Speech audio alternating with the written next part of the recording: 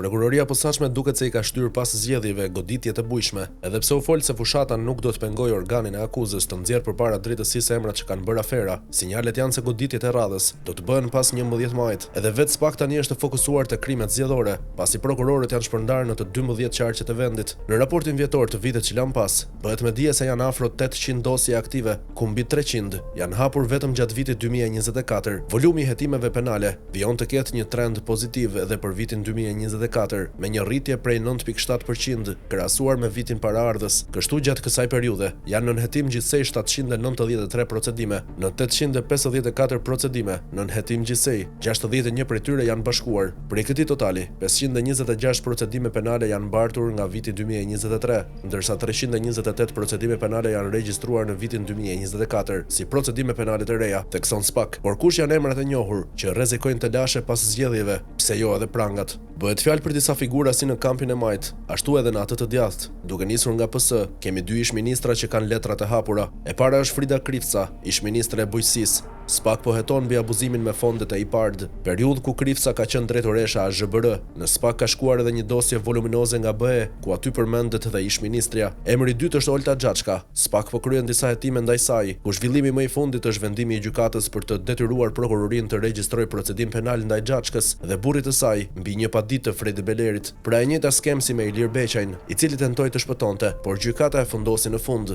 Ndërkohë vijojnë hetimet për privatizimin e portit të Sarandës. Një emër tjetër është Ceno Klosi, ish drejtori I tatimeve dhe aktualisht kandidati PS për deputet në Fier. Ai po hetohet për abuzime me detyrën. Po ashtu kemi edhe deputeten Klotilda Bushka, e cila po hetohet në dosjen Veliaj. Ajo akuzohet për prishje provash dhe intimidim dëshmitarësh. Duke kaluar nga kampi blu, SPAK po kryen disa hetime për fshehje pasurie. Një emër që po hetohet dhe që ka pranuar publikisht është deputeti Luan Baçi, po ashtu nën Rogoz. Flitet se një hetim I ngjashëm ka nisur edhe për Flamur Nokën. Sa u takon dosjeve të tjera, kemi 21 janarin, që duket sikur ka ngecur. Fillimisht u morën disa dëshmi, por tani SPAK e ka spostuar pak dhe pritet të aktivizohet si çështje pas zgjedhjeve. Te Gërdeci ka zëra se vijojnë hetimet dhe SPAK po heton për trafik fishekësh. Mos harrojmë se kemi dy padi ndaj Sali Berishës nga familja Haklaj. Një padi u bë 2 vite më parë dhe një u bë tani. Shohim nëse SPAK do të lëviz. Periudha pas zgjedhjeve pritet të jetë dinamike dhe për një arsye tjetër, ky është viti I fundit I Altin Dumanit si kryetari SPAK. Në dhjetor atij I mbaron mandati dhe me sa duket, politika nuk ka në plan të bëjë ndryshime ligjore që t'i mundsojë rikandidim. Për këtë arsye, sinjalet janë se do të ketë goditje të forta nga Dumani derisa të largohet.